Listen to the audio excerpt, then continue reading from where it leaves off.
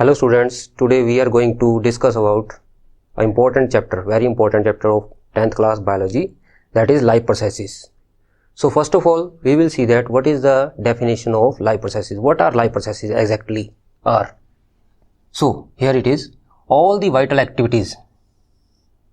Vital activities means important activities performed by an organism which are required to maintain their life, means without which an organism can't survive. These are known as life processes. For example, nutrition. For example, excretion. For example, circulation, movement,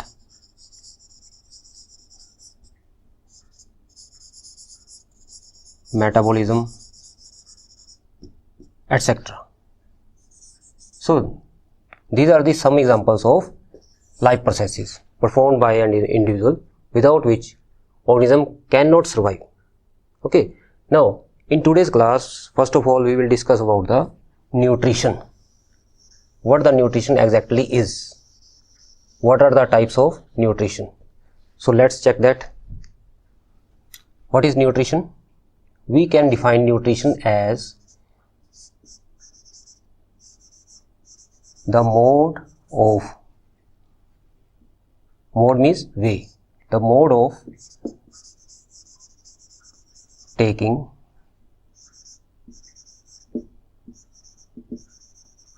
nutrients. The mode of taking nutrients. This is the simplest definition. You can say the mode of taking nutrients is known as nutrition. Next we can write that the mode of taking nutrients to produce energy for various life activities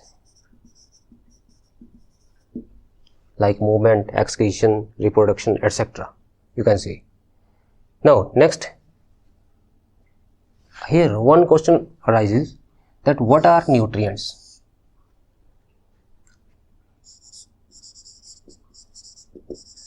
Nutrients, what are they?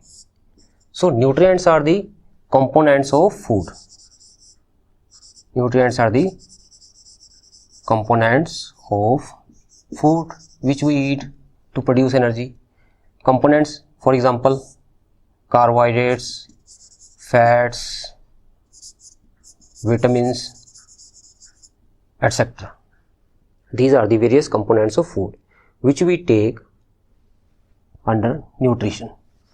So nutrition is basically of two types. We can divide nutrition into basically two types. First is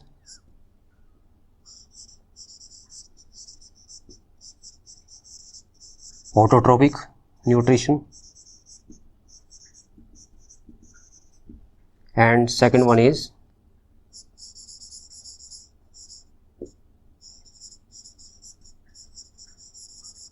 heterotrophic nutrition.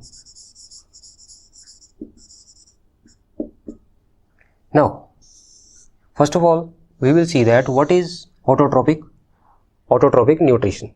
Auto means self. Okay, means the type of nutrition in which organism prepare its food itself, like green plants,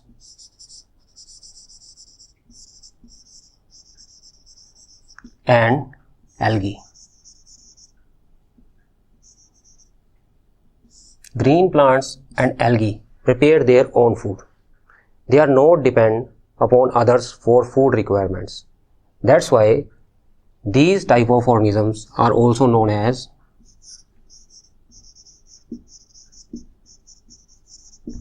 autotrophs. Is it clear? Now, what about heterotrophic nutrition? Heterotrophic nutrition is a type of nutrition or mode of nutrition in which organisms depend upon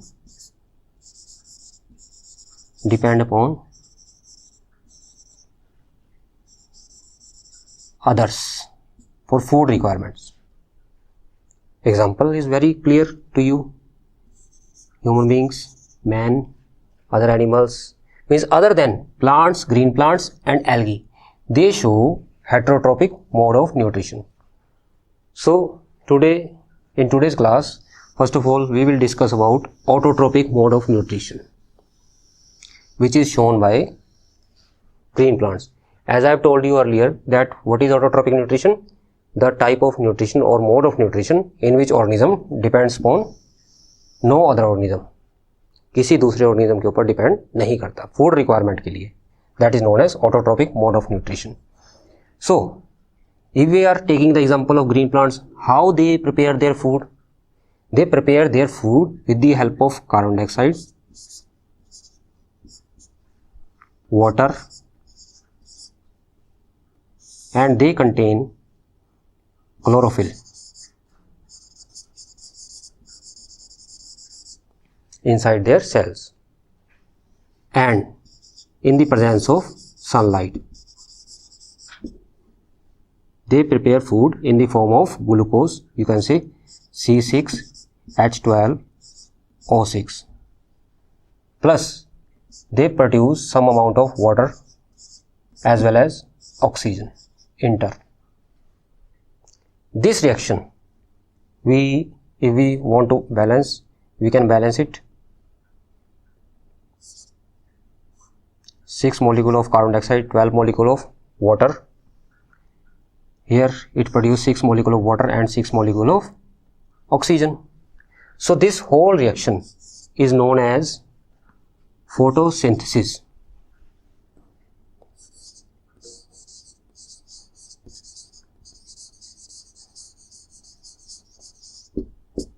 Photosynthesis reaction. Okay.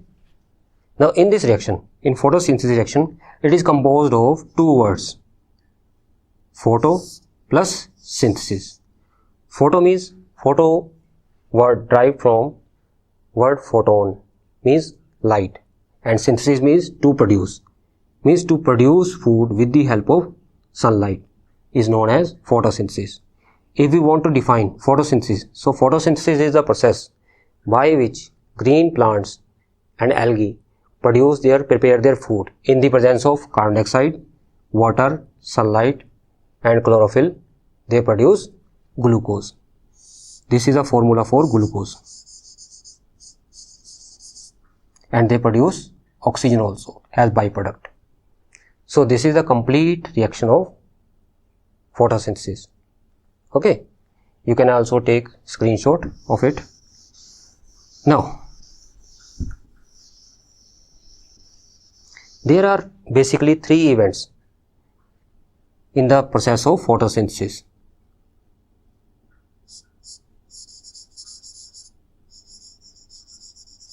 Three events involved in photosynthesis.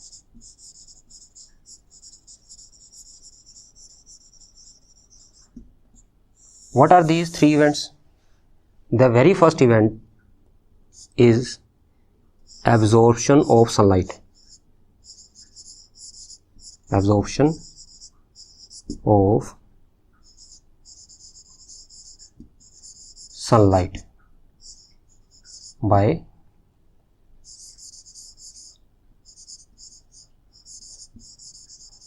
chlorophyll. What is exactly chlorophyll is? Look at here. Look at this diagram. This is cell. Inside the cell, nucleus is there, and other than nucleus, chloroplast is present. That is a cell organelle. Inside the chloroplast, green pigment is present. This is known as chlorophyll. This green pigment is known as chlorophyll. The green color of the plant is due to the presence of this pigment, chlorophyll. Is it clear? Now, next step. After absorption of sunlight, what is the next event? Conversion. Conversion of light energy into chemical energy. Okay. In this event, second event, the light energy will be converted into chemical energy. Is it clear? One more sub event will take place here, that is splitting of water molecule.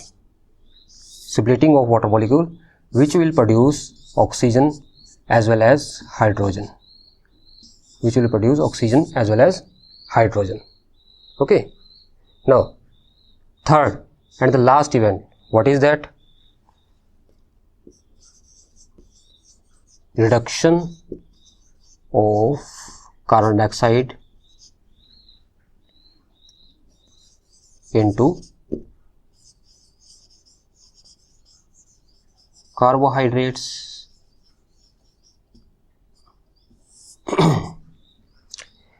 In this third event, which is a very important event, in this carbon dioxide which is utilized by the plants, it is converted into carbohydrates with the help of hydrogen, and oxygen left, it is the byproduct, and it will be excreted out by the plants through stomata, through ctenophores. Okay. I have just taken the name of stomata. We will discuss about this. What are stomata? Okay. First of all, we will revise this. What are the three events which are taking place in the process of photosynthesis? First is absorption of sunlight by the chlorophyll, which is green pigment. Second one is conversion of light energy into chemical energy, and splitting of water into hydrogen and oxygen. The oxygen which we get in the atmosphere and which is used for our respiration, that is the byproduct of water. That is due to the splitting of water molecule. And third and the last event of photosynthesis is reduction of carbon dioxide. Means carbon dioxide is reduced into useful substance, that is carbohydrates, means glucose.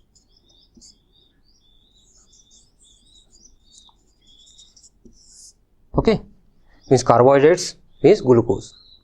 Glucose units will combine with each other like this, glucose plus glucose plus glucose, like this, and will be stored as a reserve food in the form of starch.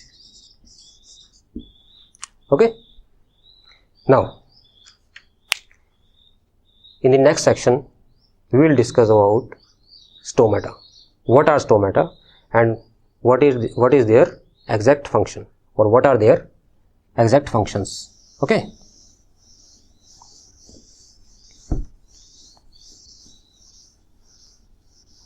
Stomata are actually present in the leaves of the plants, or even the tender stems of the plants.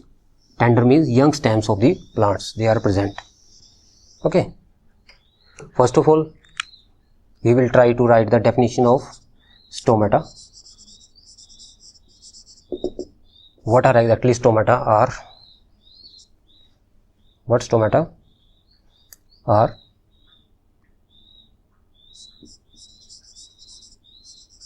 These are the very tiny means small, pores present on the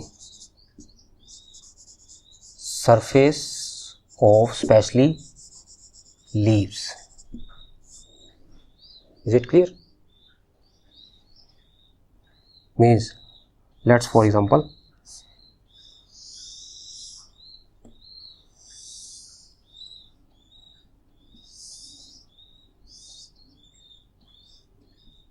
this is a leaf and these are the veins. This is the upper part of the leaf. Okay.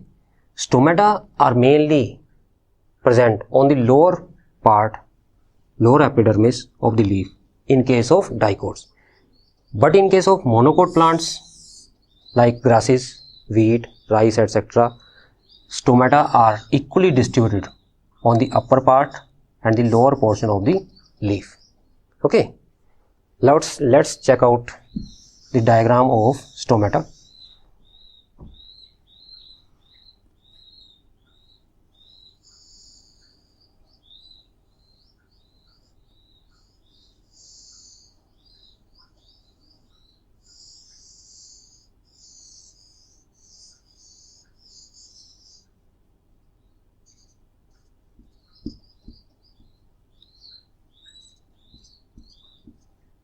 Now, this is a typical stomata of dicot leaf.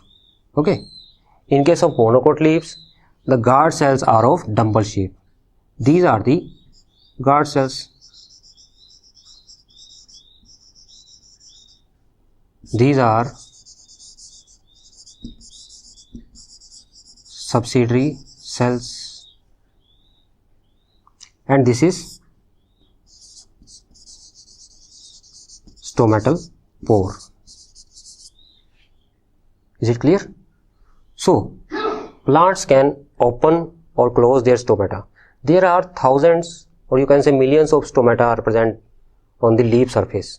Okay, they can close or open their stomata according to the requirement, according to the necessity. And these are the chloroplasts present. Okay, now how they close and open their stomata? When water comes out of the guard cell, the cells become flaccid and the stomata close down. When water enters through subsidiary cells into the guard cells, they swell up just like balloon and they open up the stomatal pore. The wall of stomata from here, it is somewhat thicker than outer layer. Okay. Now, as I told you earlier, in case of monocots, the guard cells are of dumbbell shape, just like this.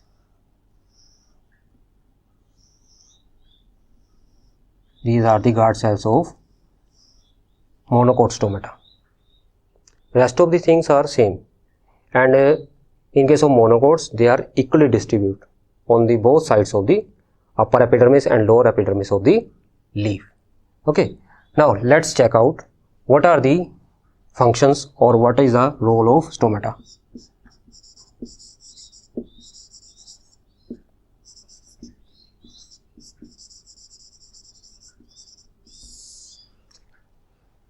There are mainly two functions of stomata. Number one,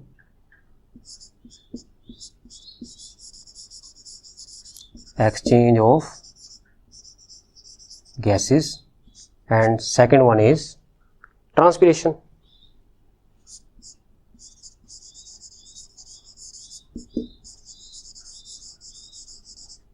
Now, exchange of gases, you can understand easily that they do not have any type of noses, you can say. Okay, so they have to respire through stomata. So they help in exchange of gases, carbon dioxide as well as oxygen in and outside of the plant body, plant cells. All the plant cells are in direct contact of environment. Okay, outer cells. Okay, now what is transpiration? What is the definition of transpiration? The removal of water, or you can say loss of water from the aerial parts of the plants like leaves, tender stem, etc. Okay, all the parts which are green in color, they contain stomata and they show transpiration. Okay, because plants cannot move to the safer places, they cannot move to the shady region. Okay, they have to lower their temperature, body temperature. So how they lower their body temperature? With the help of transpiration, means through by losing their temperature. Okay students, after autotrophic nutrition, now we will discuss about what is exactly heterotrophic nutrition. Okay, so as I've told you earlier that there are basically two types of nutrition. First one was autotrophic nutrition, in which organism prepare its own food. Okay, but in heterotrophic nutrition, let's see what happen. In heterotrophic nutrition, organisms depends upon other organisms.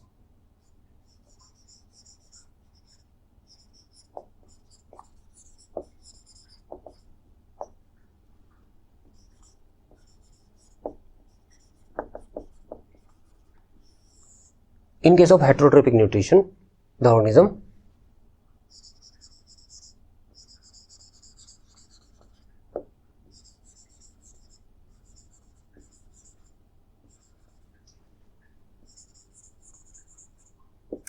other organisms. For what? For food requirements. Okay, that's why its name is heterotrophic mode of nutrition, not autotrophic mode of nutrition. So, heterotrophic nutrition can be further divided into three categories, basically three types. First one is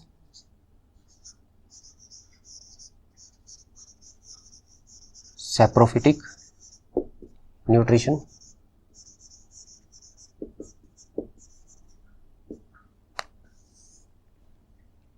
Second one is parasitic nutrition, and third one is holozoic nutrition. Okay, saprophytic nutrition, parasitic nutrition, and holozoic nutrition. Let's discuss about them one by one in detail. First of all, saprophytic nutrition. What is that? Sapro means rotten. Means in saprophytic nutrition, the organism depends upon dead and decaying matter, like twigs of trees and dead organisms, dead animals, etc. Okay, they digest the food outside their body. The housefly,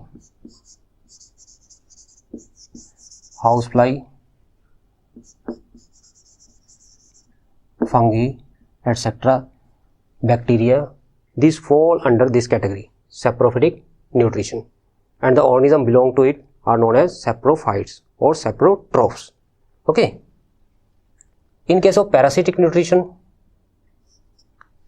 the organisms which depend upon other living organisms outside or inside the body of the living organism, they are known as parasites.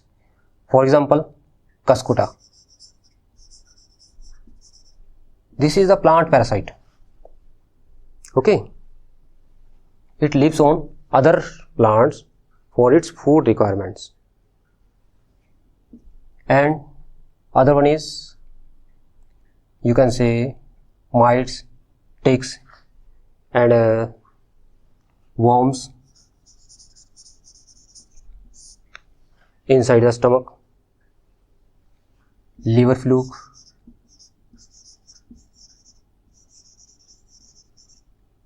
these all are parasites. The parasites which live inside the body of the organism are known as endoparasites. They are known as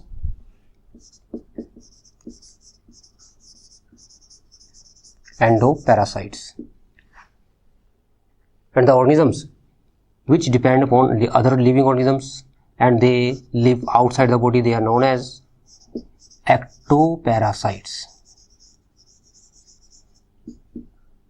Is it clear? Endoparasites and ectoparasites.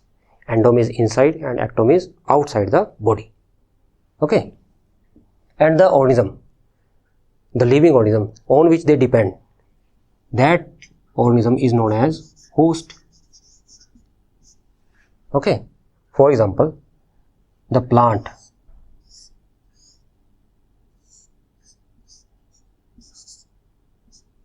This is a host, and the Cuscuta plant which survive on it for its food requirement, this is parasite, plant parasite.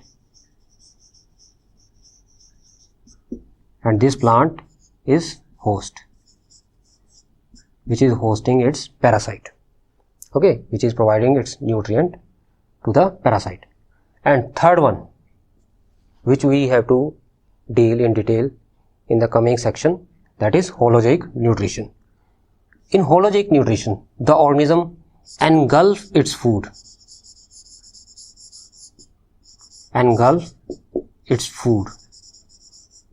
and digest it.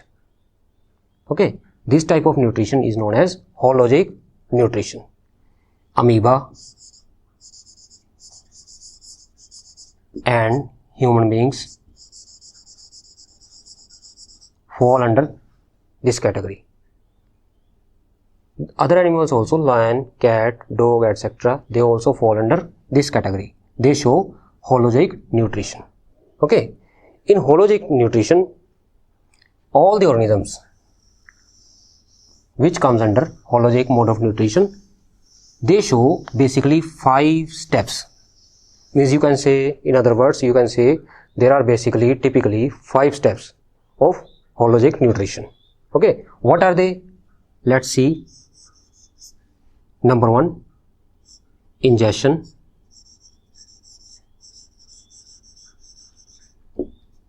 Second one is digestion. Third one is absorption. Fourth one is assimilation.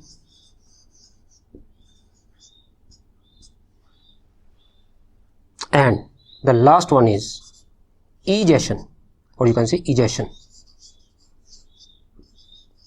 First one was ingestion and this is egestion. Let's discuss about these 5 steps in detail. First of all, we will discuss these 5 steps in detail with the help of amoeba, by taking example of amoeba, which is in your syllabus. So, you know very well the amoeba, which comes under Protista kingdom Protista. This is unicellular.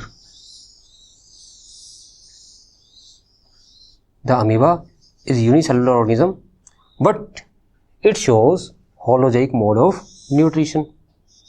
Okay, how it is possible that all these steps are performed by the single cell? Let's see. No problem. So, these are the pseudopodia. Pseudopodia. Pseudopodia means, pseudo means false, podia means feet, means false feet. Why false feet? Because it shows its movement and engulf its food with the help of these extensions of the cell membrane. Okay, what happen? It takes its body towards the food source and start engulfing it by breaking its cell membrane, engulf its food inside, and the food come inside. This is known as ingestion. Okay, this is ingestion. Ingestion means, you can write down, ingestion means intake of food. Okay, I am giving you very simple definitions of these 5 steps. The very first step is ingestion. The very simple definition is intake of food. Means here what is happening? Amoeba is taking its food inside the body. This is known as ingestion. The second step is digestion. Amoeba also contains enzymes, digestive enzymes, which digest the food. Digestion means, the definition of digestion is breakdown of large food particles into simple components, simple absorbable components. This is known as digestion. Okay, same thing is happening inside the amoeba. The digestive enzymes, hydrolytic enzymes, act on the food particles and digest it into the simple components. Okay, now the very third step, that is absorption. In case of absorption, the digested particles get absorbed in the cytoplasm of the amoeba. This is the third step. Okay. The digested food particles are absorbed by the cell. This is known as absorption. And what about assimilation? Assimilation means utilization of the absorbed food to produce energy. What is that? The amoeba utilize its absorbed food to produce energy for various life activities like cell growth, reproduction, etc. Okay, for movement, means each and every life process, they need energy, and energy comes from food itself. Okay, so assimilation means utilization of food for the production of energy. Okay, and the last step, which is very important in case of amoeba, that is ingestion. For ingestion, what happens? Amoeba start creating a vacuole. This is known as contractile vacuole.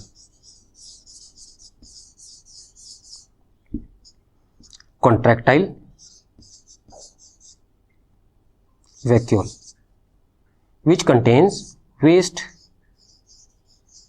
Again, this contractile vacuole moves towards the cell membrane, and cell membrane rupture down and the waste material comes out.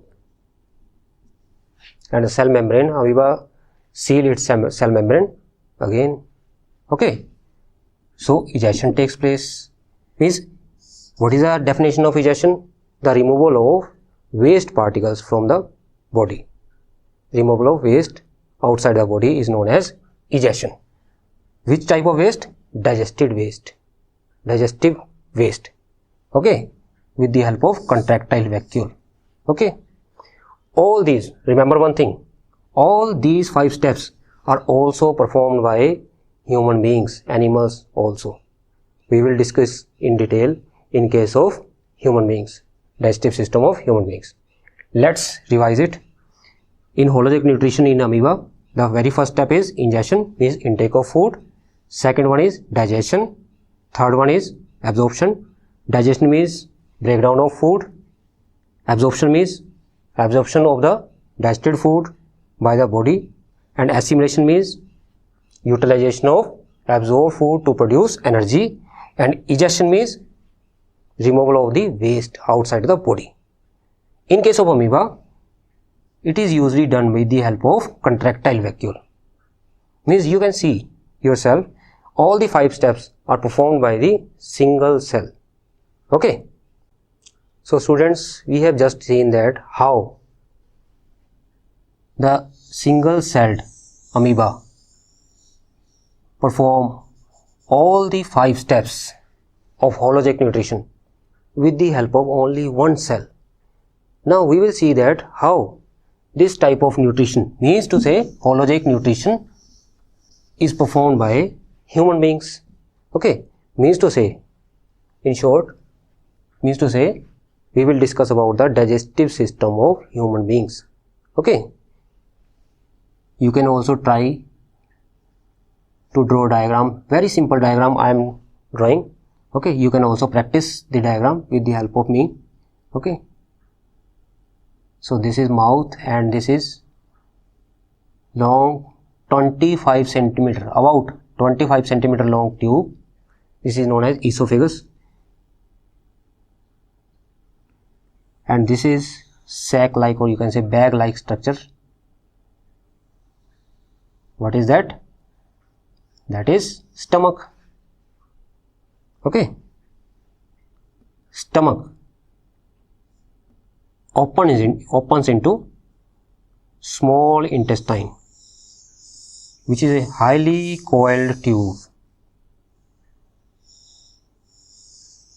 Means you can say the digestive system of human beings is composed of basically 2 things. What is that? Number 1, alimentary canal.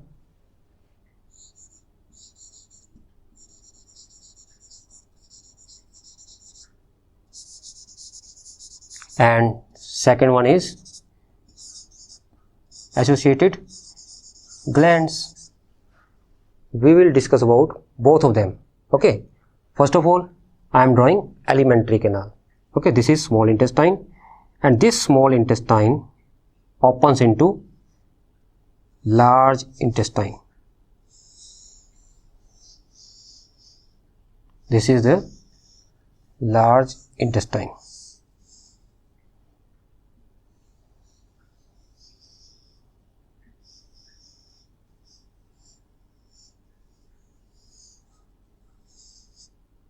Okay, this is rectum and anus.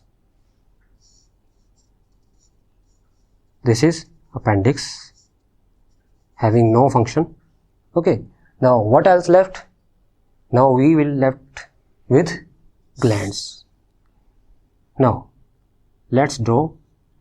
Here liver is present, which is the largest gland of our body, largest digestive gland of our body, which contains a round body, round structure known as gallbladder. Other than it, other gland is also present, which is leaf-like structure, which is known as pancreas. Okay. Moreover, 3 pairs of glands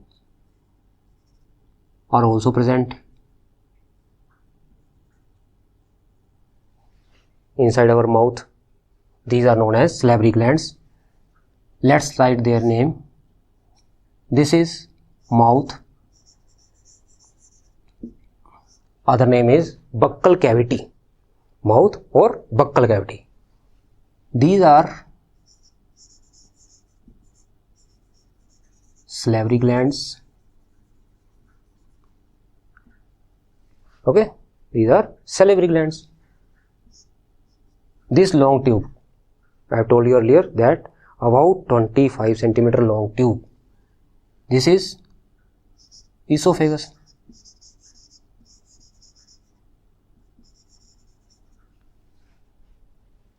Okay, this is esophagus. Okay, and this bag-like structure is known as stomach. Okay, this is liver, and this gland is pancreas.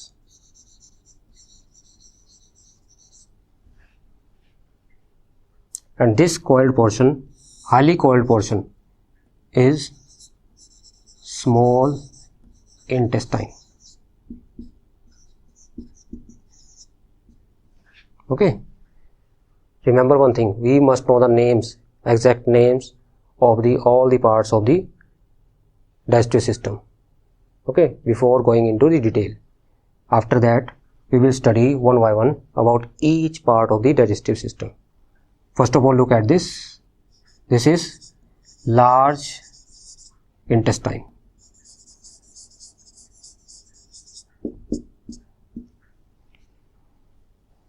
This part is known as appendix.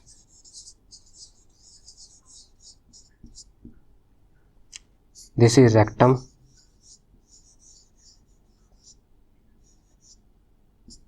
And this last part, this is known as anus. Okay, this is a very simple diagram of digestive system of human beings.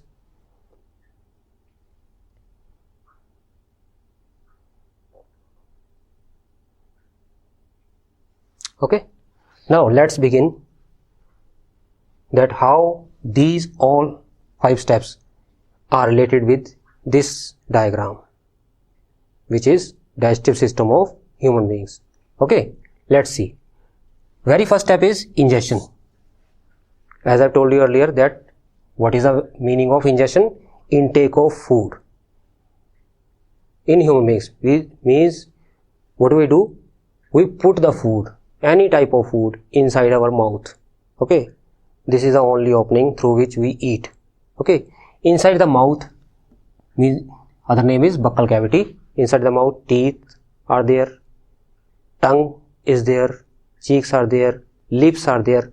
They are having their specific functions. For example, teeth are used for cutting, tearing of food.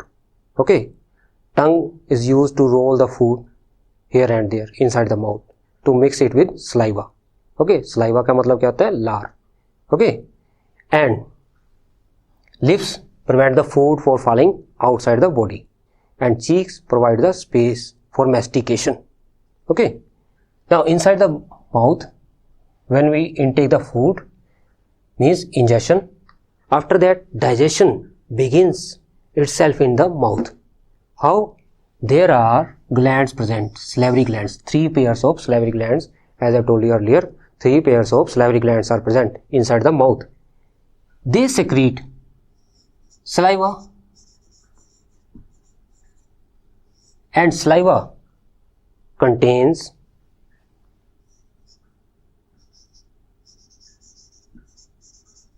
salivary enzymes. Okay, they digest. What is the role of salivary enzymes?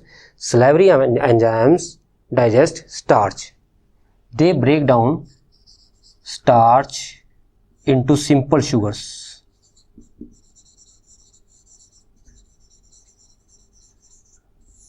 Is it clear? Okay, salivary enzymes digest starch, means they break down starch into simple sugars like sucrose, etc. Okay, saccharides. Now, what happens? The semi-digested food enters into the stomach with the help of this long tube. The food start moving inside the esophagus. Remember one thing, no digestion will take place inside the esophagus. This is long tube, 25 centimeter long tube, and contraction and relaxation movement take place for the movement of food. This is known as peristalsis. This movement is known as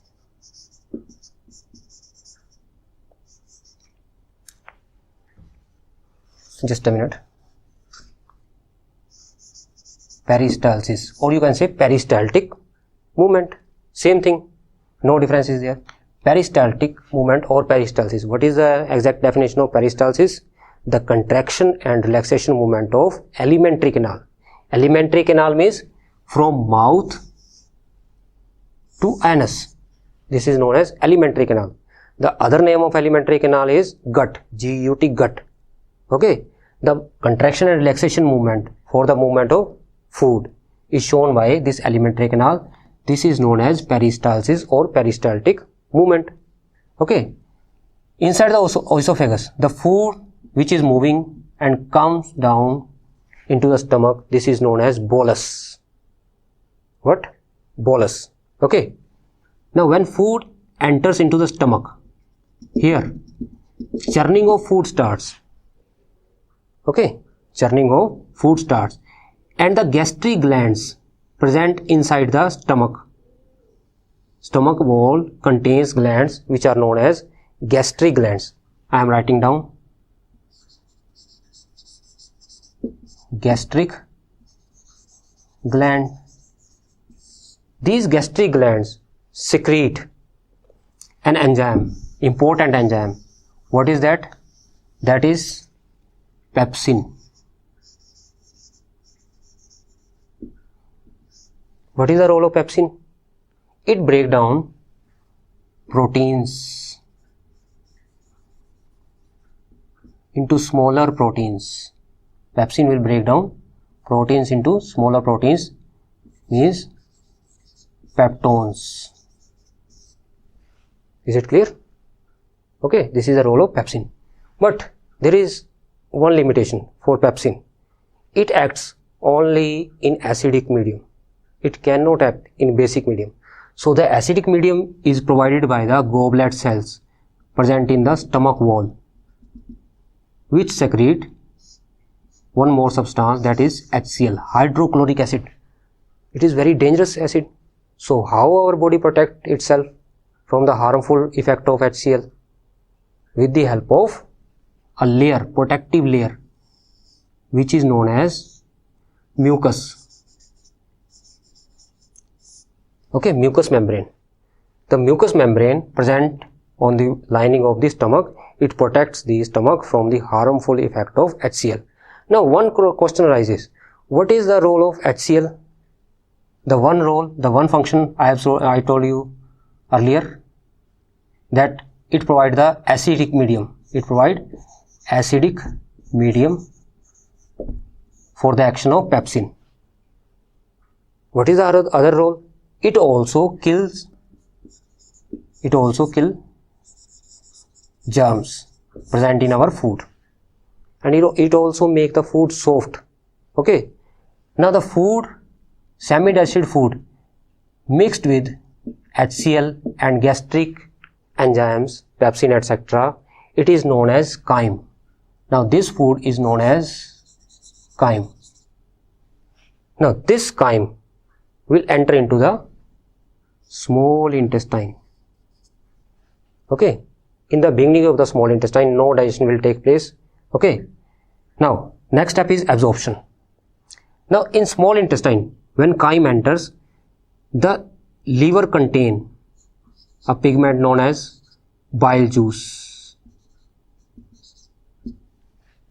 Inside the liver, bile juice is formed and it is temporarily stored inside the gallbladder. This round shape, P-shaped structure is known as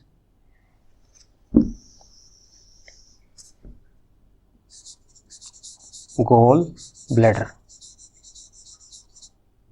Okay. Now the bile juice will be released as per the requirements into the small intestine. What is the role of bile juice? Two roles are there. Basically, two roles are there of bile juice. Number one, it breaks down large fat globules into simple fat globules.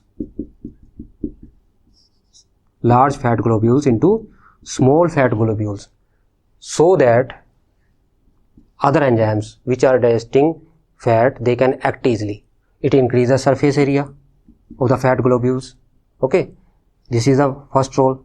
And second role of the bile juice is that it provides basic medium. Why basic medium? Pancreas also release pancreatic juice and it also provides basic medium. Why basic medium? Here acidic medium. And then why in small intestine basic medium is required? Why? Because there is other enzyme present inside the pancreatic juice, that is trypsin. Okay, the trypsin enzyme will break down small proteins, means peptones,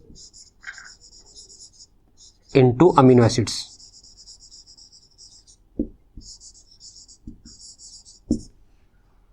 It will break down peptones into amino acid. Okay, so we have seen that pepsin will act in the acidic medium. It is breaking proteins into peptones. Trypsin will act in the basic medium, but it requires basic medium. Okay, beta. So basic medium is provided by the pancreas and bile juice. So when food enters into the small intestine, the complete digestion will take place. The remaining digestion will be completed in the small intestine itself. Okay, and moreover, next step, assimilation. So this is very simple diagram.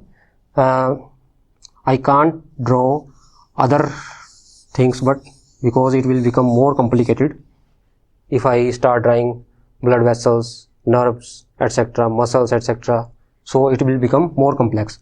But actually the blood vessels are there all over inside the body. Okay, where there is living cell present, there are blood vessels, or you can say blood capillaries are there to provide nutrition to the living cells. Okay, so in small intestine the food will be absorbed inside the blood. These are the blood vessels. The food will be absorbed in the blood. Okay, and it reaches the cells, and cells utilize the food to produce energy. This is known as assimilation. Means assimilation is the utilization of food to release energy, to produce energy. Okay, now the waste will enter into the large intestine. In large intestine, it start moving with the help of same movement which is known as peristalsis or peristaltic movement, and meanwhile the water will be absorbed from this waste, okay, and semi-solid paste will be produced, which get temporarily stored in the rectum. Means what is the role of rectum? It temporarily store the waste. And last step, egestion. Egestion means removal of the waste will be taken place with the help of anus. Is it clear? So look at this, concentrate on this. Digestion. Where the digestion is taking place? Number 1, mouth. No digestion in esophagus, no digestion will take place. Stomach and small intestine. Okay. Absorption, alcohol, wine, etc. These can be absorbed by the stomach, and there are certain medicines, drugs, which can be absorbed by the mouth itself, and most of the absorption is performed inside the small intestine, and water will be absorbed with the help of large intestine. Is it clear? Okay. And what is the role of this part, appendix? There is no role of appendix. Okay. Why? Because this is present in ruminants, and this was also present in our ancestors, but now it is a vestigial organ and there is no certain role of appendix. What was the role in our ancestors? It was used to digest cellulose. Okay. Because now we are not eating raw food, so that's why there is no particular use of appendix. Okay. So we have seen that all these steps are performed by our digestive system. Okay. Now one more thing you have to remember, that pancreas and bile juice provide basic medium, okay, for the action of enzymes like trypsin. Is it clear?